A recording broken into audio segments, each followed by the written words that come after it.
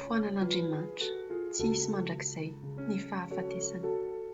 Ny Tompo Andriamanitra no hamafan'ny ranomaso amin'ny tava rehetra sady hanafoana eny amin'ny tany rehetra ny fahafambaraka amin'ny olona. Ny Tompo no niteny.